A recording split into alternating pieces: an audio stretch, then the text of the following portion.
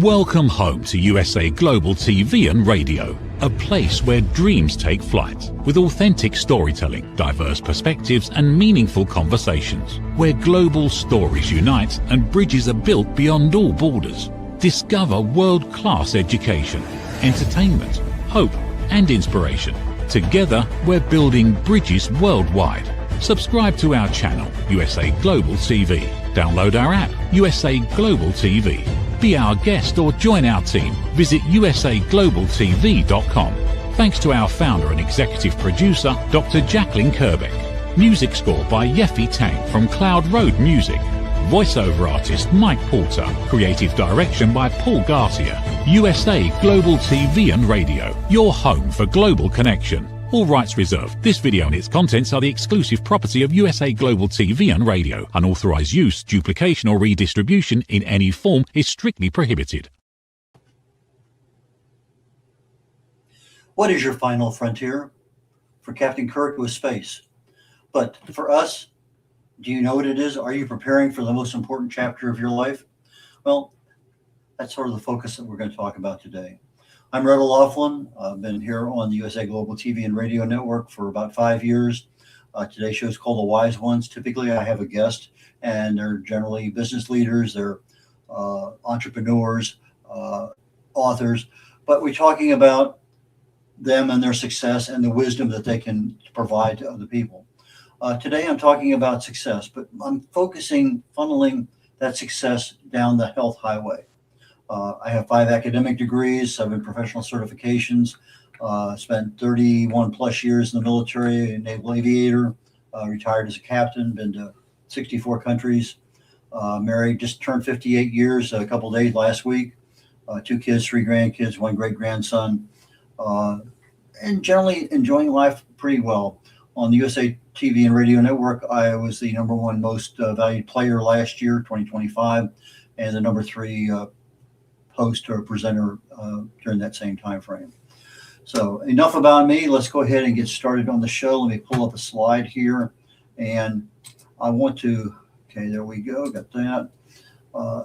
If you're watching us today on YouTube, which is one of many channels that we have our show on, we have E360 TV, Amazon, Fire, and multiple, about 15, 20 different platforms, not including the follow-up ones on the podcast afterwards. But if you're watching on YouTube, please, thank you. If you're not, and we would appreciate you considering USA Global TV and Radio Network platform and the Dr. Jacalyn Kerbeck platform on YouTube.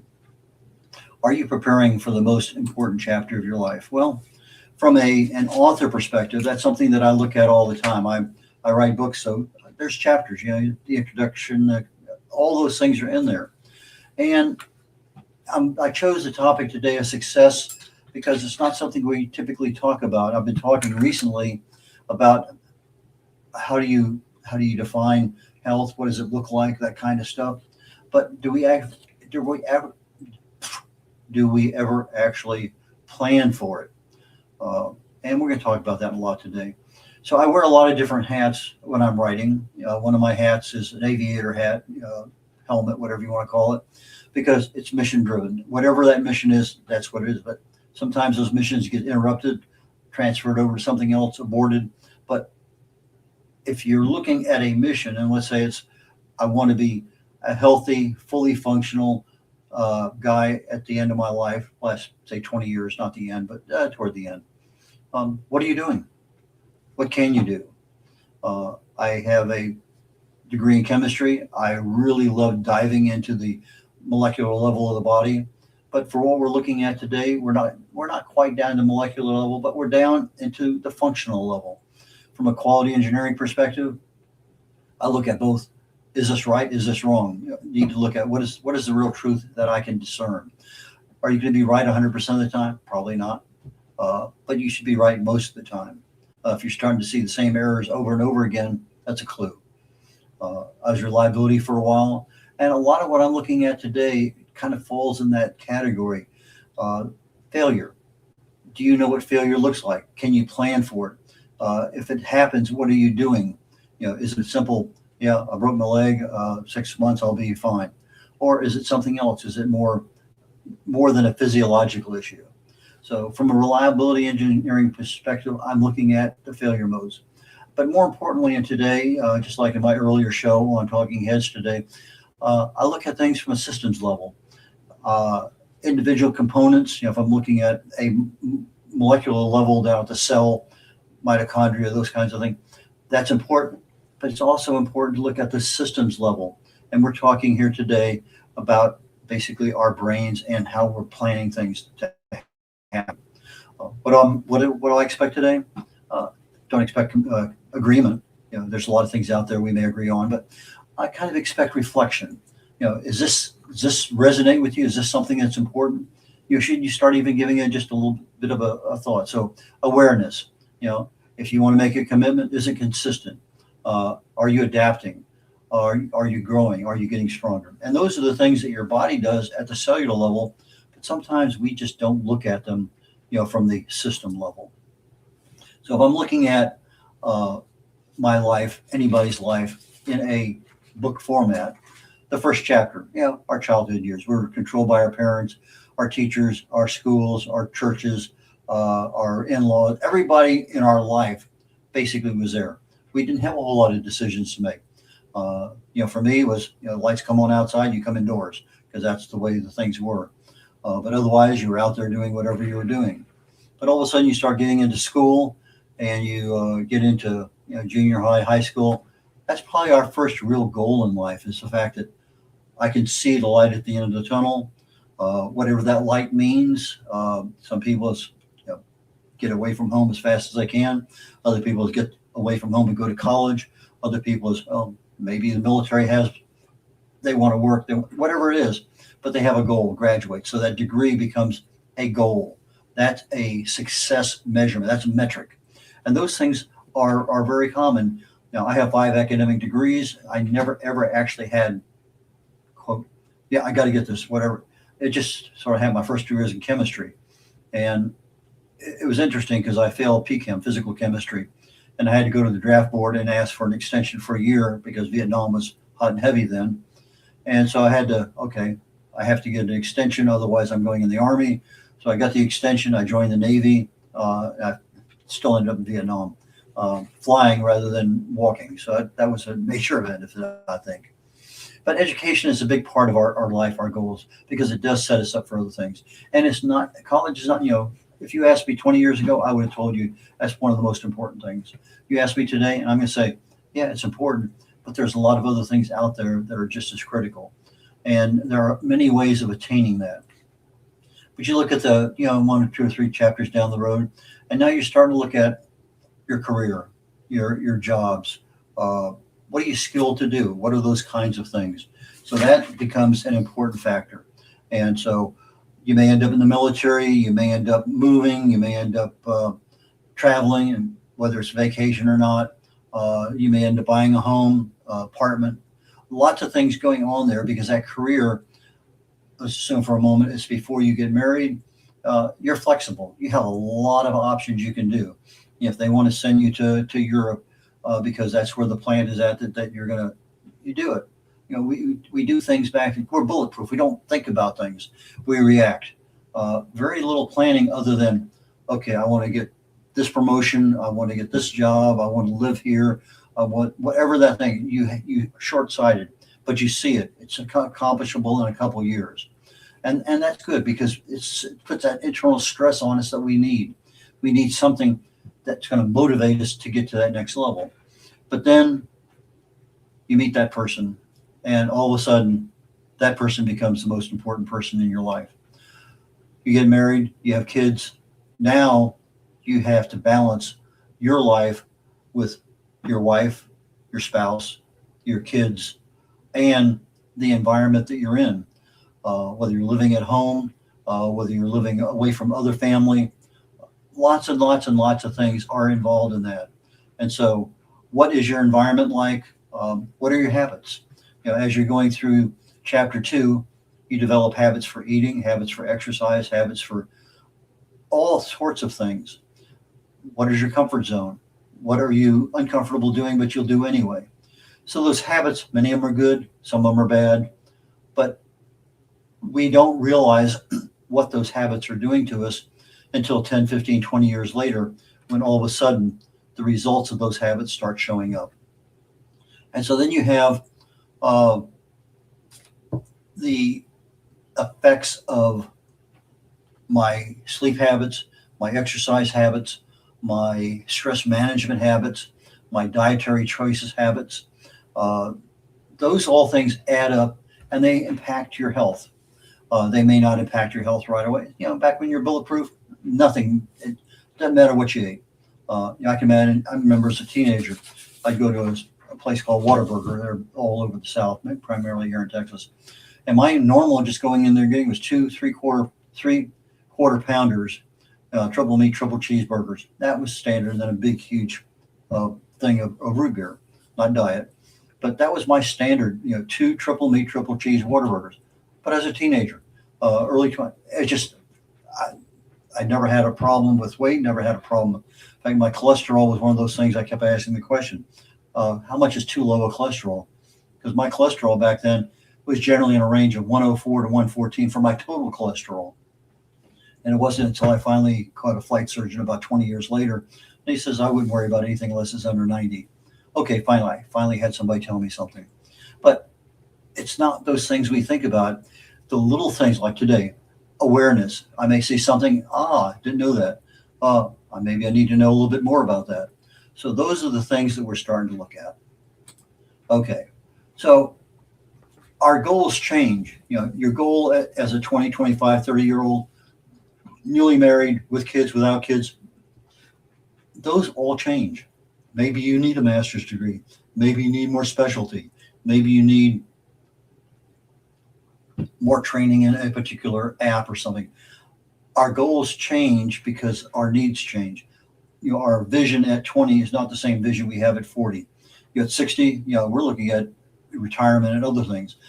Lots of things occur down the road, and those are the things that we need to be aware of. So if my goals change, that means my perspectives change. My perspective at 20 is not the same perspective at 40. So if I have family and kids, those needs have to get factored into my other perspectives. So as my needs change, you have to adapt. And as you get closer to retirement, things pop up. I need money to retire. Okay, well, that's a tangible. You know what you have, investment, you have this, you have that. Maybe you have a retirement job. A lot of people retire and get something that provides a decent level of cash flow. But some of those things we don't think about is our mental health the last 20 years of our life, our physical health the last 20 years of our life. Because once you turn 80, and I'll be 80 in September, things are not working as well as they used to. Yeah, they still work, but they just don't quite have the same power they used to have. And I'm talking about from the cellular level in the body, mitochondrial. We produce a fair amount of energy to meet our body's needs, but that power can be impacted by a lot of different things. And those things that create problems also correct problems. Kind of funny, but that's the way it works. So if I wanted to look at just a little bit of the metrics, not many, but a little bit, if I said define success, I go I'm preparing for today's program. I go in there and I said, success, tell me about it. Well, it gives me a lot of options. And it depends on what you look at. What does society tell us? Well, the first thing I came across is the Bible. A lot of biblical expressions for success, but almost every single one of them were oriented outward from the body, not inward. Today we're looking at recognition, status, possessions, promotions, etc., achievements, money. But back 2,000 years ago, it's what can you do for others? And totally different society back then. So what society tells us touches us on the things that we can really and truly feel and touch and appreciate. But when I start looking at freedom and mobility, if we're bulletproof, we don't even think about mobility. If we're bulletproof, we don't even think about clear thinking. Those things are just automatic.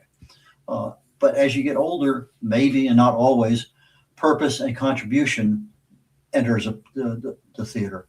I've seen some people that I've known for decades, and the way they were when we were, back as young officers in the military and we're overseas somewhere, what we thought about purpose-wise or whatever was never discussed, but it did come up occasionally over a beer or two. But it wasn't anything. What do you want to be when you retire? Okay. What did I want to be when I was a kid? A cowboy. Just one of those things because that was the environment I lived in. But another thing I've noticed, and it kind of surprised me a degree, I consider myself a reasonably religious, spiritual person, but a lot of people that wow, that's interesting. Their relationship and their faith became very much stronger once they hit about 60, 65, 70 years of age.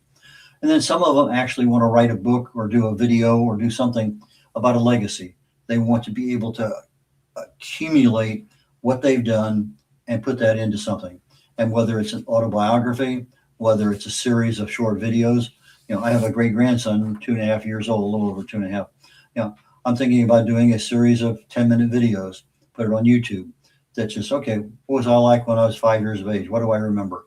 And then going to different places. So those are things. Legacy can be done a number of different ways. But with the technology we have today, you pick up a cell phone. I can sit here and do a 10-minute video and just talk about whatever I want. And that's an option that we can consider. But if it doesn't matter to you, it's not going to happen. So the perspective is when it matters, you'll do it. But what happens if you never get to when it matters? That happens quite a bit. So if I looked at retirement, for most of us, we think money. That's all we think about. So we work, we put savings there, we buy this, we invest here. We do a lot of financial planning, but we do very, very, very little physical, mental, social, emotional, spiritual planning. We usually, let's wait till we're 70. We have time to do that. But the financial planning is something that builds up. Well, wouldn't the physical and mental planning build up just as much as the financial planning? One would think so. It's there. It can be done. I can remember back, very active. The military. I had to do a lot of physical readiness testing and things. Then I fell in love with running. Ran a bunch of half marathons. I was running 5Ks and 10Ks almost every weekend. And then all of a sudden, Agent Orange knocks on my door and says, not so fast. And so some of my physical activity has been curtailed a little bit. But that doesn't stop my mental planning. But these are things that I'd like to get into just a little bit more, and we're going to do that. We're going to take a short break here, commercial break, be back in about a minute and a half, and we'll get back more into the physical, mental, social, emotional, and spiritual aspects of successful retirement. What if many of the problems we associate with aging are not random? What if there are identifiable causes behind declining energy, chronic disease, and memory problems? We have been told that aging is simply something we must accept, that slowing down is normal, that growing older means growing weaker. But what if that's only part of the story? Why do some people remain active and engaged well into their later years? Why do others struggle with disease, fatigue, and declining health? What is happening beneath the surface? What processes drive aging? In Aging Sucks, researcher, educator, and author Red O'Loughlin explores what researchers have discovered about why we grow older. No medical degree required, no confusing jargon, just clear explanations of what researchers have discovered about the processes that influence aging. You cannot stop aging, but understanding its causes may help you make better decisions about your health, your future, and your quality of life. Because understanding comes before action. Action creates hope. Aging sucks. End the guesswork. There is hope.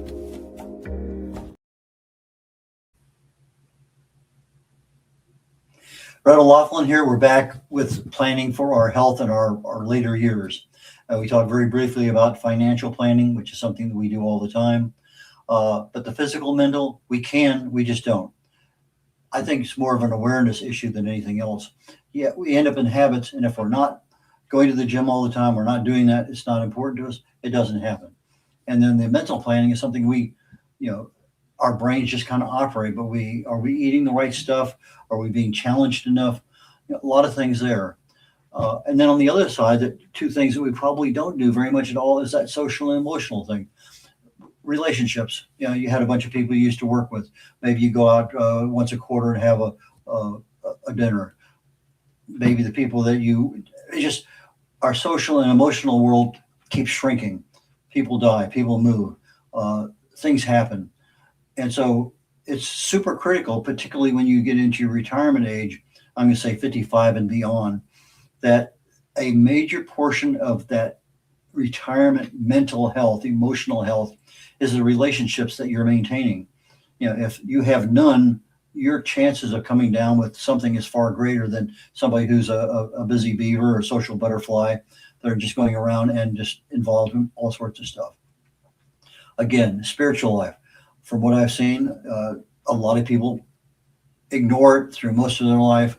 Then all of a sudden they hit 50, 60, 70 and it becomes important again. And for some, if their habit is such that it wasn't important and never has been, there's nothing there. But it is an important part of our lives. If I look at something like a Maslow's triangle, you have the foundation. Okay, for us, it's health and mobility. Our bulletproof years, we could do anything because there was nothing we couldn't do. I could do this. I could go anywhere. Just that was it. I was able to think. My relationships are pretty good. If I know who I liked, who I didn't like, it was very clear on that bottom end of things. But then we had, because of our education, our jobs, our family, our location, we had options. And as you get older, some of those options go away. Your kids grow up, you're empty nested. Somebody comes down with a disease, neighbor dies, relative dies, all sorts of things happen. And you start thinking, oh, I wish I had planned for this a little bit. I wish I was aware of this a little bit earlier, not necessarily planned for it, just aware of it. But when I finally get to that point in time where I'm not working for anyone, I'm enjoying life, can I enjoy it financially, emotionally, spiritually, mentally, physically? Those are the things that are super important. And so success at the lower ends tends to breed success at the upper ends. And so I'm looking at this thing here, and this is probably to me one of the more important slides, because I'm looking at it and I'm saying to myself, okay, I have my, mental health, emotional health, etc. That's all part of the body. And if I want to have successful aging, I need to really control my lifestyle choices.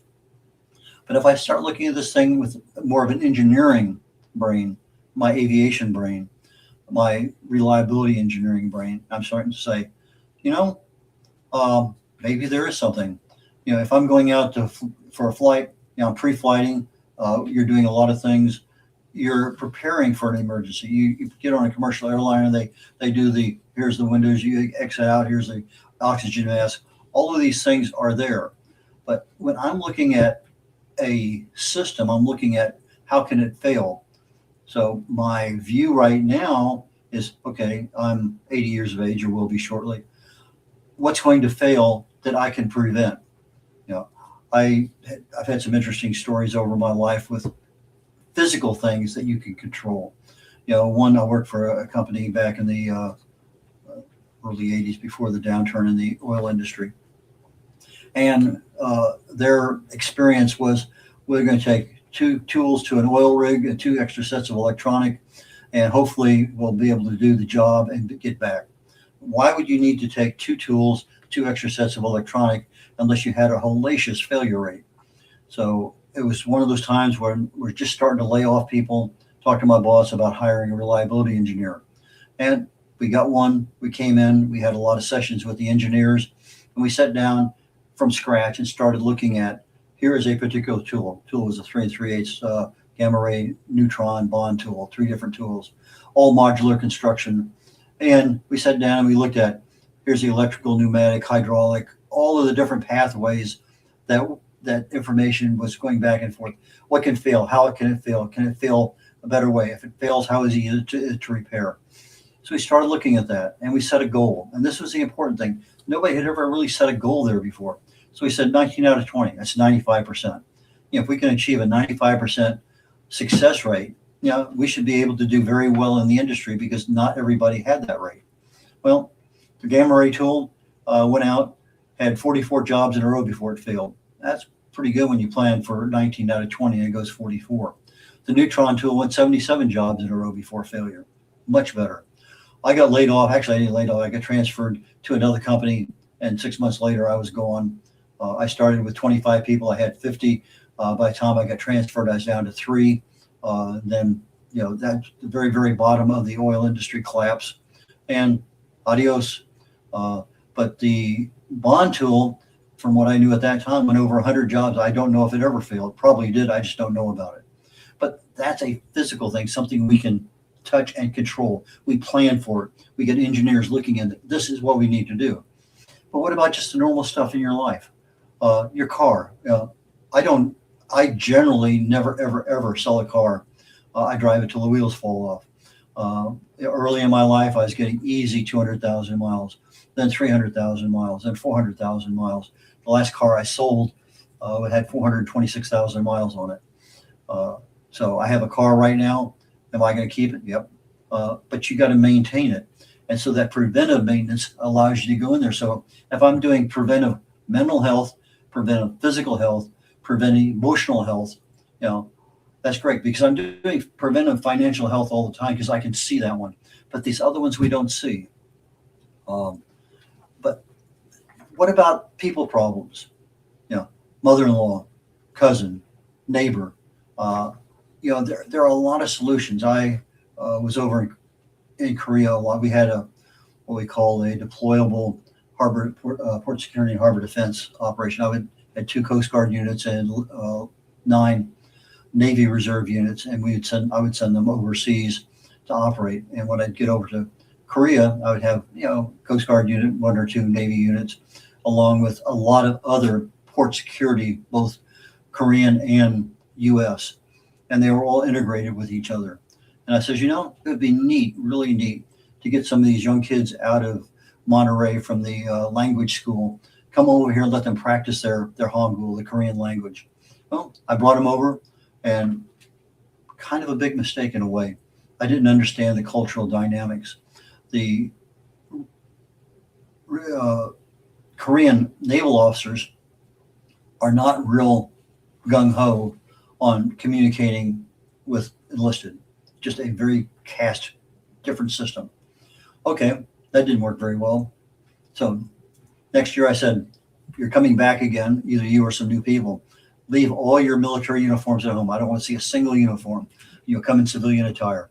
So they came back next year as consultants. Worked great. Absolutely had a wonderful time.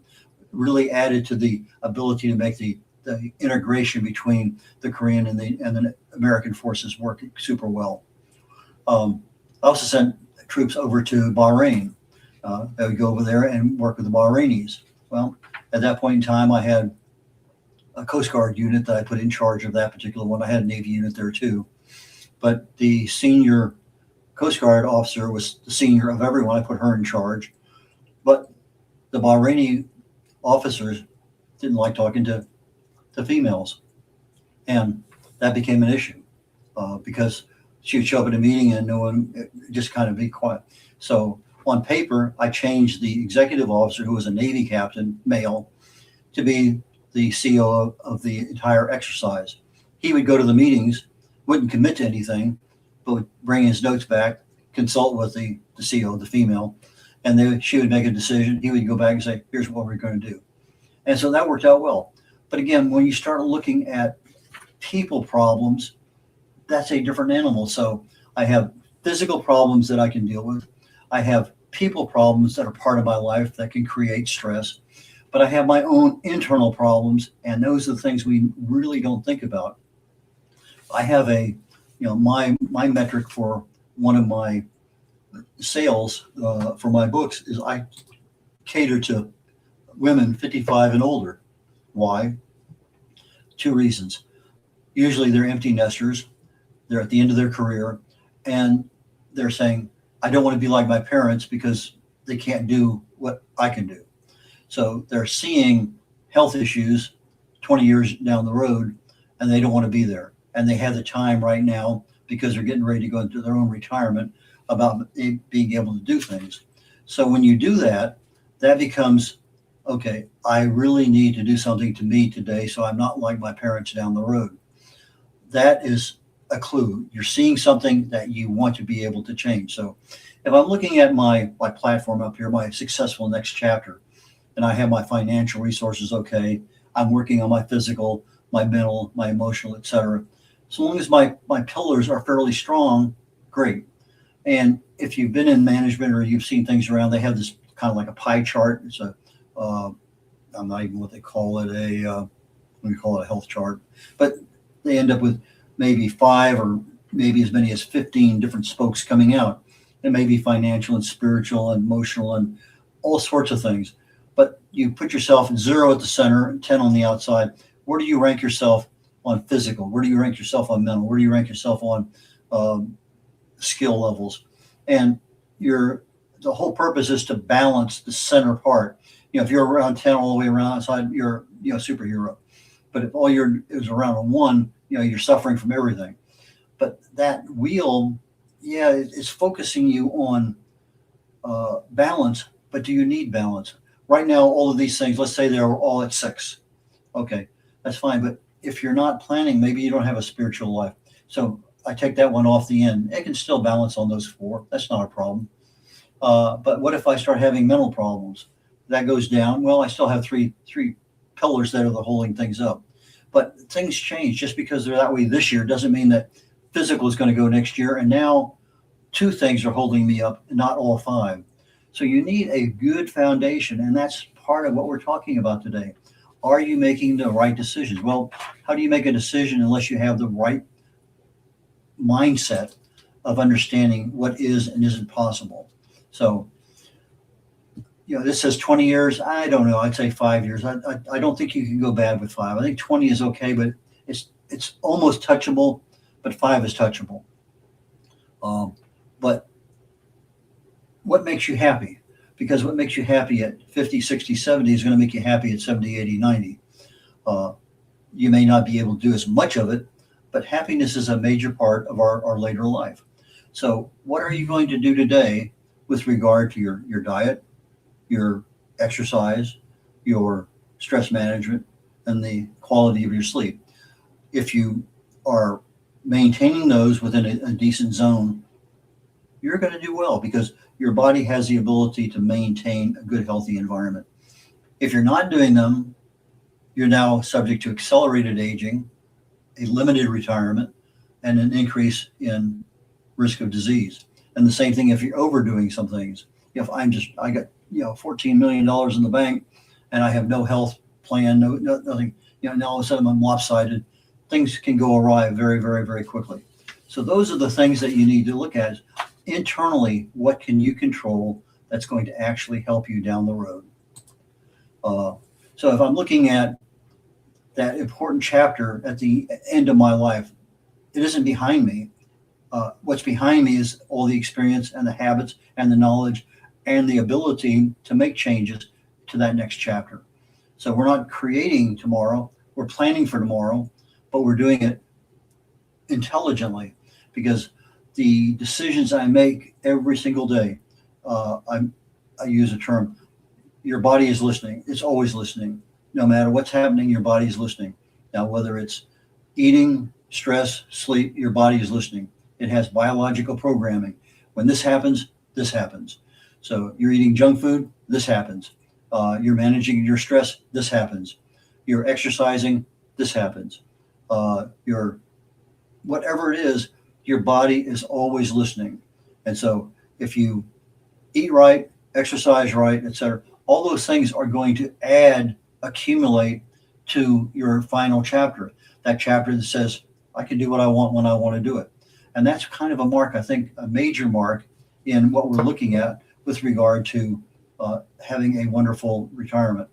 My book, Aging Sucks, talks about the causes of damage and what we can do about it. So if you're looking at what can you do today, Aging Sucks it's not a health book. It's not a longevity book. It's not an anti-aging book.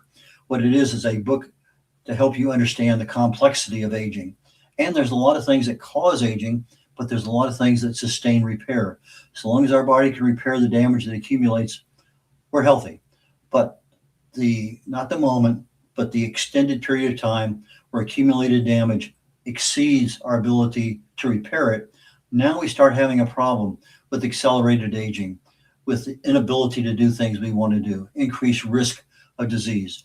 Those are all things that become a problem because that last chapter of our life, our world, is being torn apart because we can't do what we had planned to do or didn't plan to do, expected to do, and it's not there.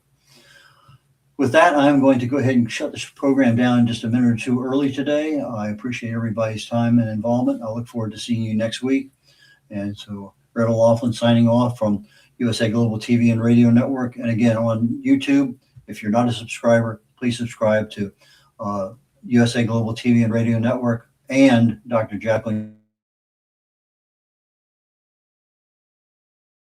What if many of the problems we associate with aging are not random?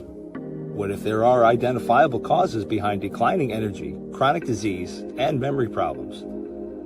We have been told that aging is simply something we must accept, that slowing down is normal, that growing older means growing weaker. But what if that's only part of the story? Why do some people remain active and engaged well into their later years? Why do others struggle with disease, fatigue, and declining health? What is happening beneath the surface? What processes drive aging? In Aging Sucks, researcher, educator, and author Red O'Loughlin explores what researchers have discovered about why we grow older. No medical degree required, no confusing jargon, just clear explanations of what researchers have discovered about the processes that influence aging. You cannot stop aging, but understanding its causes may help you make better decisions about your health, your future, and your quality of life. Because understanding comes before action. Action creates hope. Aging sucks. End the guesswork. There is hope.